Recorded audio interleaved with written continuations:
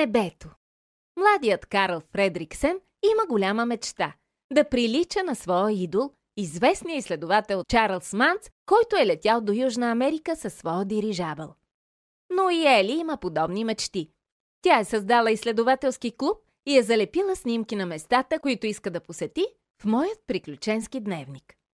Когато се запознават, тя кара Карл да й обещае, че един ден той ще я заведе до райския водопад. Закълни се, че ще ме заведеш. Добре, ти се закле. Няма да нарушиш клетвата си. Настоятелно му казва тя.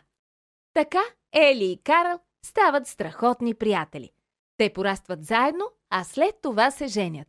И двамата работят в зоологическата градина. Карл продава балони, а Ели се грижи за животните. Те са толкова щастливи. Годините отминават и когато Ели си отива от живота, Карл, който вече е стар, живее сам.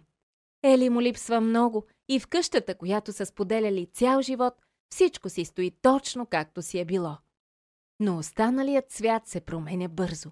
Къщите на съседите му са изчезнали и на тяхно място са издигнати огромни сгради.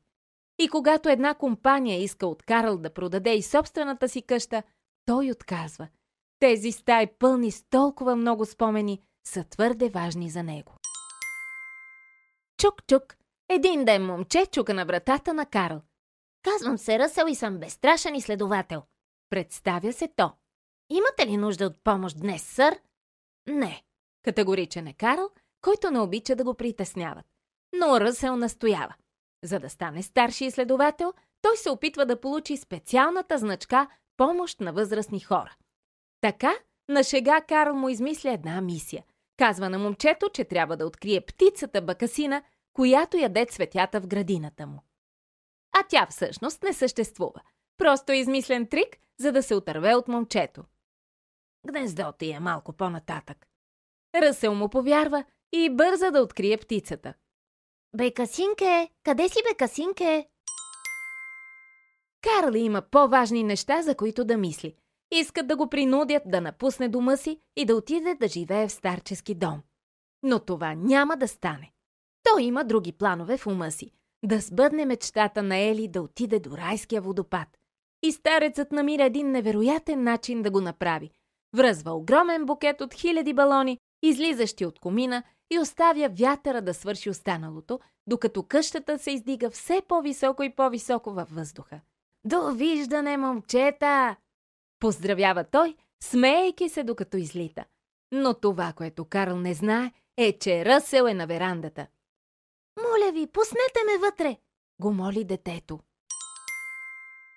Карл би искал Ръсъл да се върне от дома, но една разразила се буря ги хваща неподготвени. Те се борят всичките си сили срещу бушуващите стихии на природата и когато бурята най-накрая отихва, се озовават над непознато място. Но къде ли се намират? Когато облаците се вдигат и слънцето започва да грее отново, Карл не може да повярва на очите си.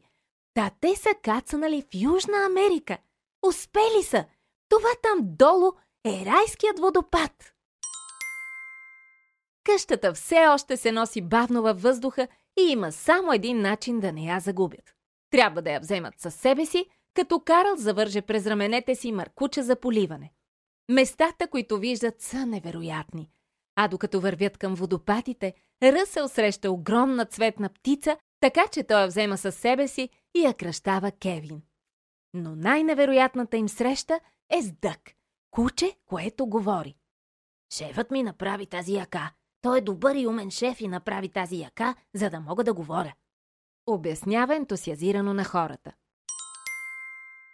Дък им разкрива, че глутницата му го е изпратила да търси една специална рядка птица. Да, точно. Кевин, бъди мой пленник. Моля те, моля те, моля те. Умолява Дък птицата, но е напразно, защото те вече са станали приятели. На следващия ден Кевин се качва на покрива на къщата на Карл и вика бебетата си. Да, Кевин е момиче, затова трябва да се върне при своите бебета. И точно когато си тръгва, пристига глутницата на Дък. Алфа, водачът, ръмжи яростно. Дък е оставил пленника да избяга. Сега той трябва да изясни нещата с шефа на глутницата и не само Дък, но и хората. Карл се съпротивлява. Той е изминал толкова път, за да стигне до райския водопад. Но няма смисъл да се кара с тези кучета, така че е принуден да ги следва. Когато разбира кой е шефът им, не може да повярва на очите си. Това е Чарлз Манц, изследователят. Той е вече много стар, но дирижабълът му винаги е готов за полети. От години е обсебен от тази рядка птица. Приключенецът цял живот е мечтал да я хване, затова е изпратил глутницата да я открие. Манц е навъсен и когато чува грачене, лицето му се смрачава още повече. Кевин е там, кацнал на покрива на къщата. И тъй като Ръсел и Карл не са склонни да играят по свирката на Манц, всички заедно щипват да бягат. Но старият изследовател е опитен пилот и когато ги настига със своя дирижабъл, той разкрива напълно порочната си страна. Манц не проявява никаква милост. Той запалва къщата на Карл, за да му отвлече вниманието и залавя Кевин. Ръсел е сърдит и ядосан, че Карл не е направил нищо, за да помогне на Кевин.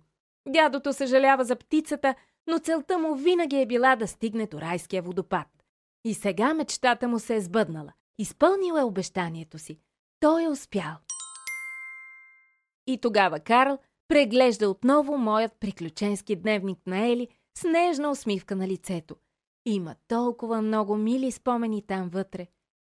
А когато стига до последната страница, той открива, че с течение на годините Ели не е спирала да добавя снимки със самия него. Тя може би никога не е виждала водопада, но те двамата са споделяли едно по-голямо приключение. Цял живот заедно.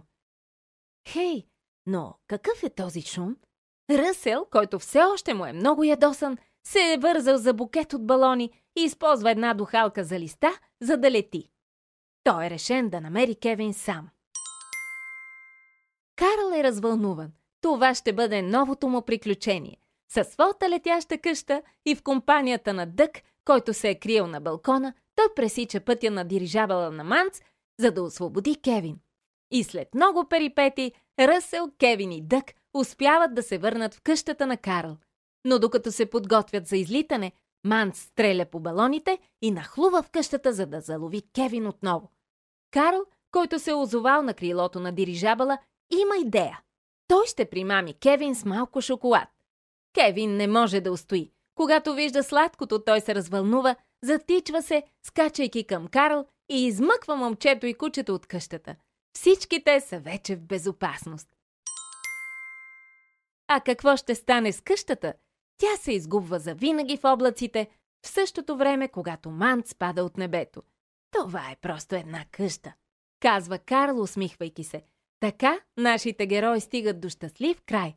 Карл преживява ново приключение, Кевин се събира отново със своите малки, нежни, цветни птички, Дък има нов шеф, а Ръсел ще получи мечтаната значка. Той със сигурност я е спечелил със своето достоинство.